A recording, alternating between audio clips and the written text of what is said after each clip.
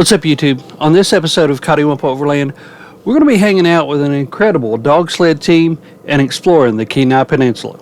We don't need a destination, let's go where the river's taking us. When we left you on the last episode, we had set up camp along Willow Creek. This was an awesome place to camp, and we really enjoyed the sounds of the creek as we slept through the night.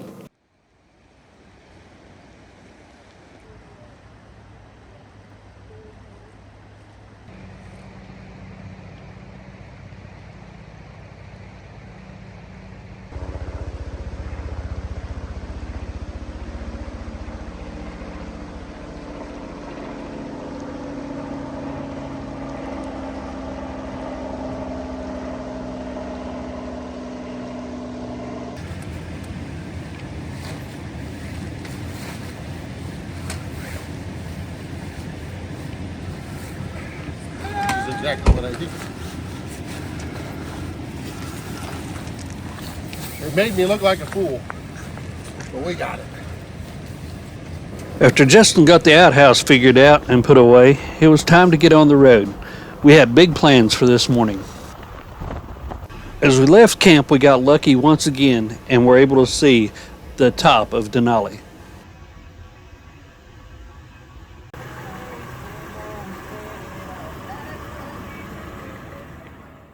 We could have saved a whole lot of money on this trip by just cooking at camp, but we really wanted to taste the flavor of Alaska as well and not just experience it. After another hearty breakfast, we went to see Matthew Fowler of the 17th dog sled team at Alaska Adventures. Matthew and his wife Liz has not only created a relationship around the dogs, but also a business. Matthew participates in the Iditarod race every year, and they have Alaska Adventure tours here so you can see the dogs, and it helps fund their race business. When you come to check out the dogs, the first thing you do is get a little bit of a history lesson about the dogs, about how they're bred, how they're raised, and what their breed type is like. Well, these dogs aren't your typical Huskies. These are Alaska sled dogs, and they are born and bred to work and to mush. Have a really nice thick coat. We can just add clothes. So the dogs that we're using they're an extreme mutt, and they're bred for everything but appearance. I mean, their attitude, their appetite, their strength, their health. Do they have arthritis? Then you don't breed that dog. Do they have a hip dysplasia? You don't breed that dog. So for those of you that went to Denali and saw the sled dogs at their camp, those are a little bit different than ours, although they're the same breed because their genetic pool is very small. It'd be like if Kentucky only drafted players from Kentucky. Second sled, if your sled breaks, you can have a second sled on the trail. After a thorough history lesson in dog sledding, it was time to go out and meet the pups. Finished the Iditarod last year, and Baby Grand, that one there, he'll hopefully go next year. Yeah, you hired me. Oh, you're a leader? You've been a leader?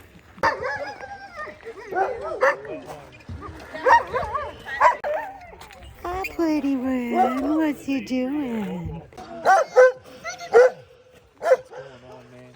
He's finished 9 Iditarods. Finished 9 Iditarods. Yeah. He likes to work for me. He's one of them. He's trained all these dogs. Did they pick on him? Yeah, just all.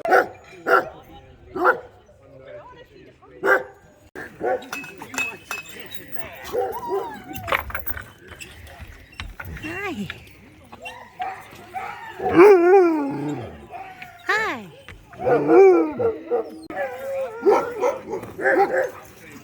Come here.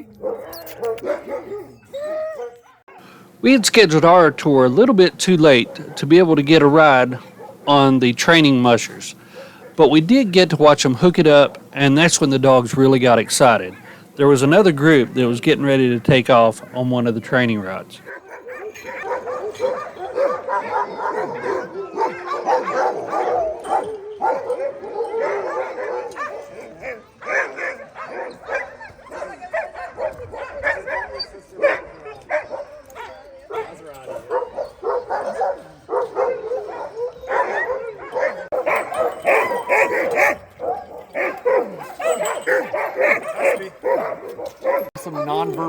indicators.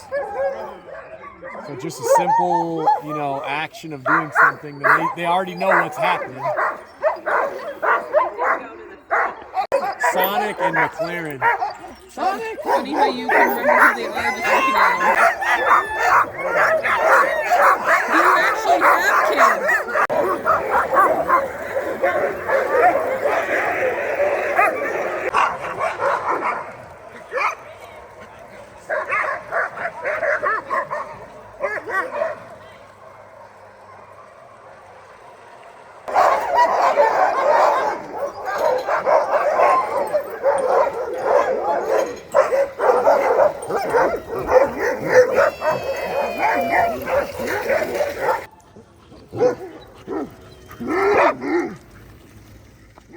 Once the two dog teams left, it was time for us to get a little bit more one-on-one time with some of the dogs.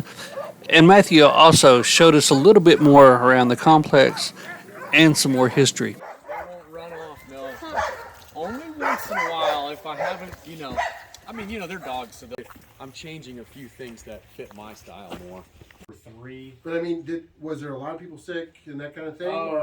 Right here so I can stream Netflix and Nice. drink And you got coffee. the fire back here so you keep your Yeah, hand. exactly. And then your butt's warm too, right? Yep. Uh-huh. So this is your oven. When I say oven, I mean you Look can at that. yeah, you can cook on the go. I built a sled one year and tried to cook on the go, but it was kind of hard. This is all homemade. I mean, the only thing I bought was this thing. And you don't.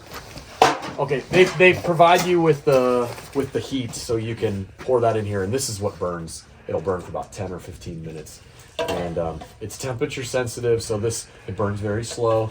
With one match, you'll have a fire. You don't need to Never like. heard of that before. The heat? It's gas line, antifreeze. It's gas line antifreeze. It's alcohol, basically. Yeah, it's got. But what's great about it is it will not freeze. So, Yep, Yeah. exactly. but it's super flammable. Yep. So the next time we're out somewhere, we can't find any lighter fluid. There you go. Now I don't know how it would react in the summertime. In the winter, it doesn't. Like, I'm not sure in the summertime. I think you might want to use the red bottle in the summertime because it might react differently. But so you get the fire going, and then you scoop up some snow, and you set that in there, and then you got all of your dog bowls, and so now you're camped. You're sitting here like taking care of the dogs, getting their water going, and I'm gonna open up my bag and get out all my frozen meat, and I've already cut it ready to go in tiny little strips so it can thaw out and melt fast. So you're just putting snow in that, melting it down to get water in the pan. Yep. He's going to make a stew basically for the dogs. And then you add the kibble, probiotics, meat in there, and you lay out the bowls and mix it all up, add the hot water, and then you can feed the dogs right on the line. And then you have to make sure they all eat, because if they don't have enough fuel, they won't have enough energy to go on the next 50-mile run. And you might have to then say, well, you didn't want beef. All right, do you want salmon? No, you want chicken. What is it? Tell me what you It's just like want. kids. You're like, What do you eat? Yeah, and then I have leftover food from dinner, and I vacuum seal it, and it's like a burrito or chicken Alfredo or something like that. I usually have hot water left over, and then I'll set my frozen meal in there in the vacuum seal bag, and then I'll cut it open and eat that. And then you got to get them to bed. So while this is melting, you're massaging their wrists. You're looking at their feet, making sure they don't have any like splits or anything or issues. I'm sure like your dog might step on a rock or step on a thorn, and you have all kinds of salve and all kinds of stuff. And so if one of the dogs can't continue, you'll just make room. You'll open up your bag and push everything to the front. There's little dividers in here, and this space is for one dog. And you can open that up and access them and see how they're doing, and they can stick their head out while you're moving. is that just for like your personal storage then? Yep. And this is also your tent. So when you're camping, you can offload everything, and I can crawl in here and sleep in here if I wanted to. So if it's like really windy or something. So you make your sled bag as tall as you are, so you can get in here in a windstorm. So that's another thing you have to teach them too, is to ride in that. Yep, exactly. So before the race, we'll teach the dog to get in here, and give them a treat when they calm down. You still make your sleds? I haven't made one in a while. I made like maybe 4. This last one I broke down and bought a sled. We learned a lot more about the details of how a dog sled team actually works, but the real treat was this, when we got to pet and hold all the new puppies. They go right next to you on the plane, that small. Did she have all of hers or did she lose any? She didn't lose any. She had them all. We're just starting. You better get one, Michelle, before she burns. This is the wild man. That's the wild one? He's a wild man. Well, that's what fits you perfect, Deb. Put that with Aspen. Yeah, I got a wild one. This one looks like the dad. The dad looks like this, and there's a lot of black in the line. So you keep all these for doing stuff? Yeah, You keep pretty excited. Males or females work for you, don't they? That's right. Yeah. Sure. so soft. You give me my thing back, I'll put it in my pocket. Everybody's got one. I know the guy. So the only thing in the dog mushing world is we take the dew claws off. So that happened on day 2 or 3. Okay. That's the only thing. Oh, yeah, they're good, healthy doggies. Oh yeah, they've been wormed already, and they'll get their first shots maybe in another week. And these are bred with 2. Girls and 3 boys, and we gotta come up with. So we were thinking, yeah, Ferris. I like. It's pretty cool. So if you, we designed it where we used to have two sets of spokes, you know, and so it would be. We had a great time with Matt and learning about his amazing dogs and the 17th dog team. If you're ever in this area, you really need to go check them out. It's a lot of fun and very informative. And that's when Alaska Husky. Next, we're headed south along the Cook Inlet, making our way towards the Kenai Peninsula. And that's when we spotted beluga whales off in the water. This was a real treat. There was actually a wildlife biologist there that had been chasing down in search of these beluga whales. And she told us that there were only 331 of them known to be in existence at this point. And for us to be able to get to see a whole school of them was really neat to watch. They're coming this way.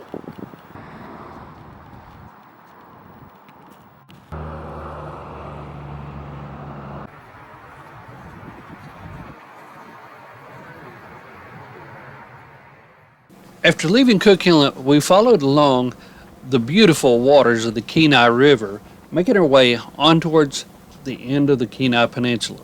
This was our last night in Alaska, and we wanted it to be very special. So we wanted to camp on the farthest place that you could drive west in North America. We made it to Acre Point just before sunset, and we took an incredible walk along the beach.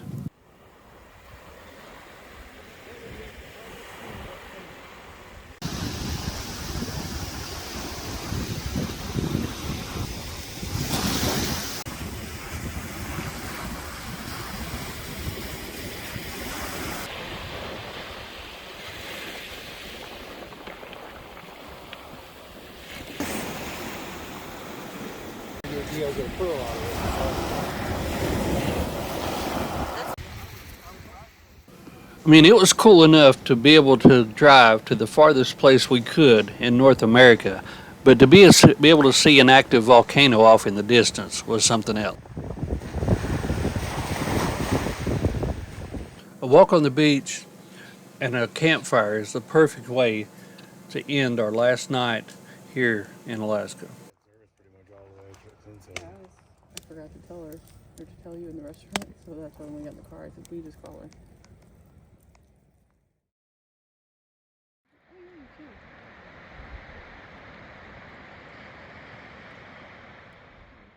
The next morning, Deb and Michelle were up just before daylight to take another walk along the beach.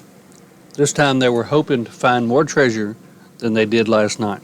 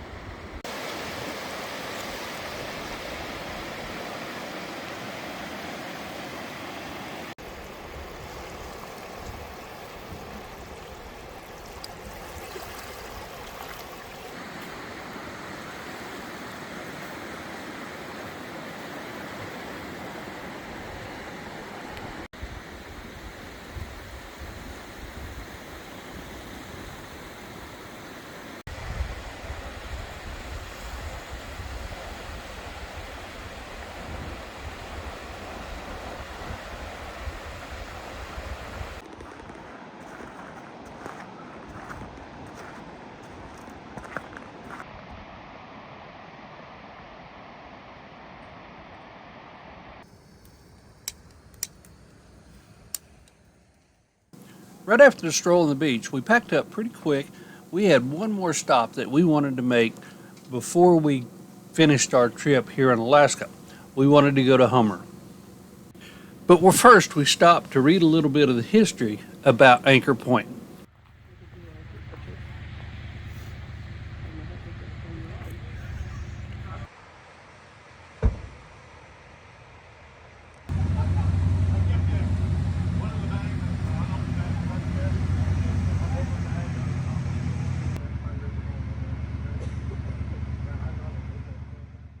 Now I know we're normally cursed with rainy weather, but it seemed like on this trip, every time we had somewhere that we wanted to get out and look at something, the weather cooperated with us, at least partially. And that was the same thing that looked like might happen today.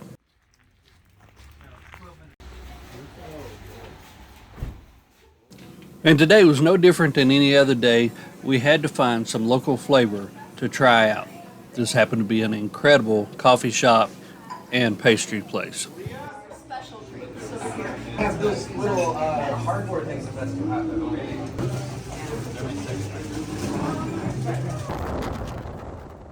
Continuing out to the Homer Spit, we could see rain off into the distance. We were just hoping that it was going to stay away just long enough for us to check this amazing little harbor town out.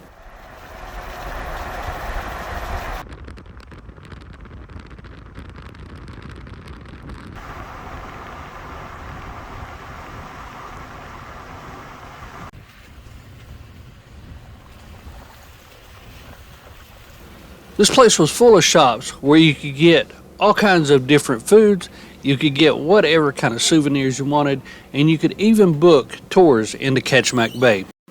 As we walked back out onto the boardwalk and seen the rainbow off in the distance, we just kind of knew that the weather was going to play nice with us for the rest of the day.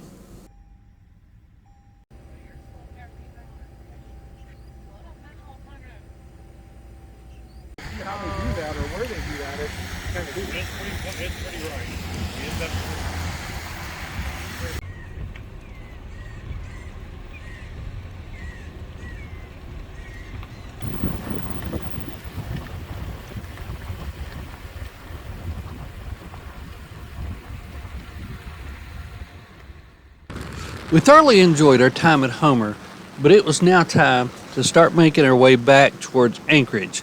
Today was going to be the day that we were going to have to drop off the rental vehicles, and tonight we'll be flying back to the lower 48.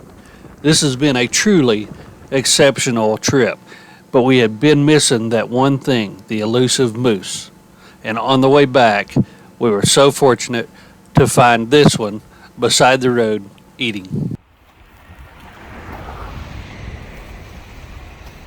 Okay, that's good. He's right here.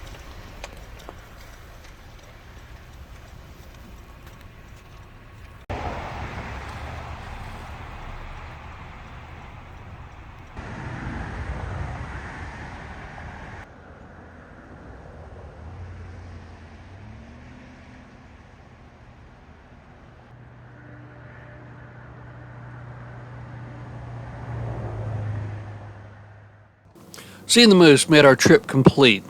Now, it was time to do the same thing that we've been doing the whole trip, and that was grab something else to eat on our way back to Anchorage. And we had to finish it off with some more halibut. We have thoroughly enjoyed our time in Alaska, and most people think that this is a trip that's not obtainable. But with Craig and Brooke and the Alaska Overlander Rentals, having to be able to rent a complete vehicle makes it certainly attainable and not much more expensive than a standard vacation. They have a top-of-the-line fleet of vehicles that are very well taken care of and completely outfitted for pretty much any family or any need that you might have. You can find them at alaskaoverlander.com. With dropping off for vehicles, it was time to get back in the air and make our way back home. This trip has been one of a lifetime. We hope that you've enjoyed following along as much as we've enjoyed going. Until next time, see ya.